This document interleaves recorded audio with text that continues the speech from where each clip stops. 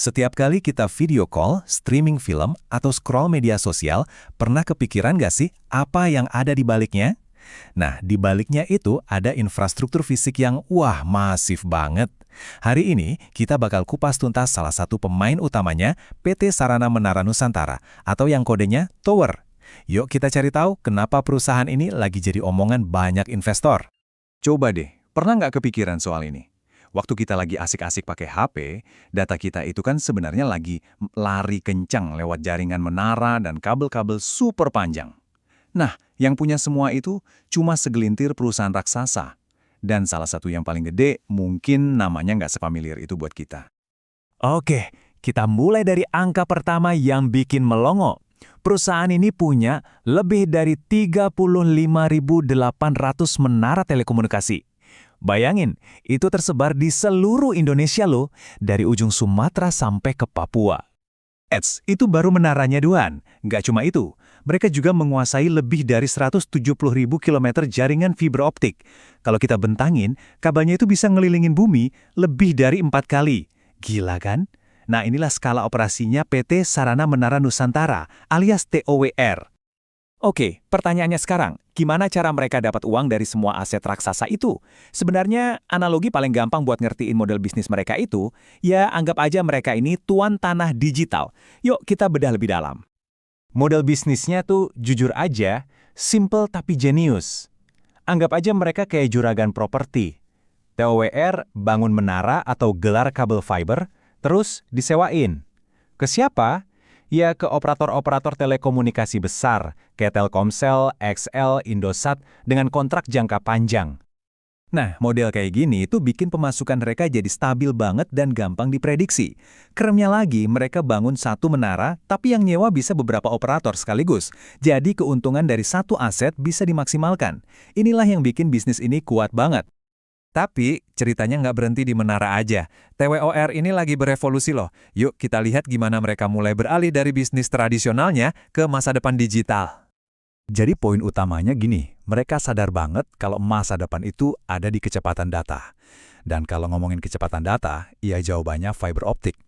Mereka nggak cuma nunggu, tapi bener-bener investasi gila-gilaan di sini. Dan ini buktinya, bukan cuma omongan.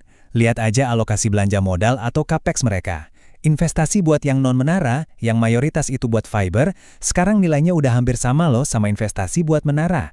Ini bukti nyata kalau mereka lagi putar haluan secara strategis.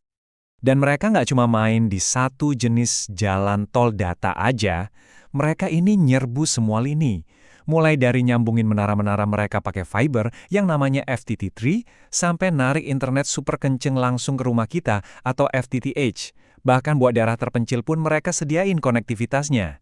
Nggak cuma itu, mereka juga sampai mengakuisisi kompetitor kayak IBST buat makin mengukuhkan posisi.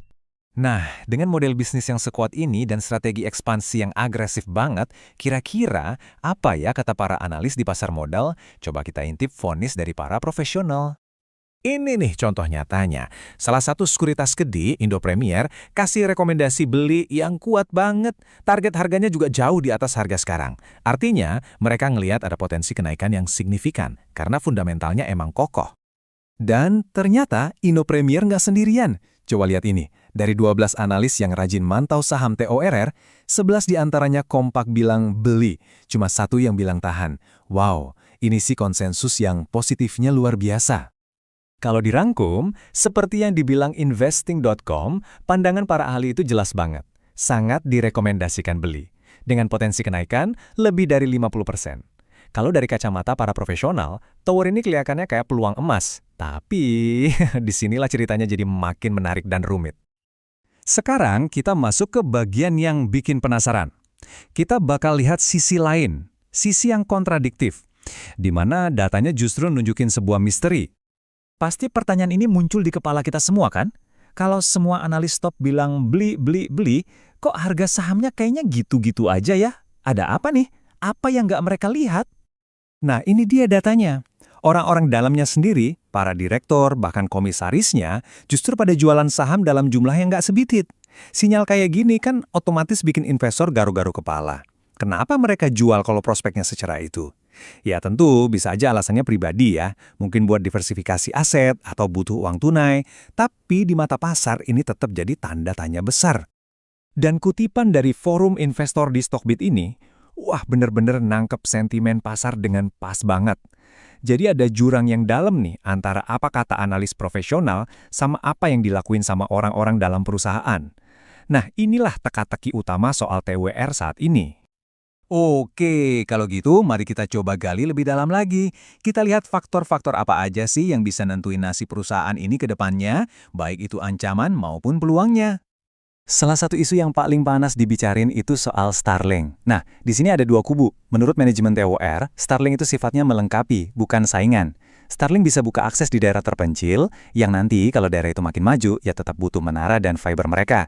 Tapi, pasar punya ketakutan lain. Mereka khawatir Starlink ini justru jadi pesaing langsung. Ini dua narasi yang benar-benar bertolak belakang. Tapi, di sisi lain, pendorong positifnya juga banyak banget dan jelas. Teknologi 5G misalnya, itu butuh jaringan yang jauh lebih padat. Artinya, butuh lebih banyak infrastruktur. Terus ada lelang frekuensi baru dari pemerintah yang bakal dorong operator buat belanja lagi. Dan yang paling penting, secara fundamental, perusahaan ini profitnya bagus banget. Return on equity-nya, atau gampangnya, imbal hasil buat modal investor itu di angka 17,5%. Angka segitu tuh solid banget. Oke. Kita udah lihat dua sisi koin yang sangat berbeda ya. Sekarang mari kita rangkum semua teka-teki ini. Jadi beginilah gambaran besarnya. Di satu sisi, kita punya bisnis yang super tangguh, didukung penuh sama para analis ahli. Tapi di sisi lain, kita lihat aksi jual dari orang dalam dan performa harga saham yang bikin ragu. Anehnya, kedua cerita ini berjalan berbarengan saat ini. Dan ini dia pertanyaan utamanya. Apakah TWR ini sebetulnya raksasa yang lagi salah harga, yang cuma nunggu waktu buat bangkit lagi? Atau jangan-jangan ini adalah perusahaan yang punya masalah tersembunyi yang cuma diketahui sama orang-orang dalamnya aja? Jawabannya, apapun itu bakal nentuin masa depan salah satu pilar digital paling penting di Indonesia.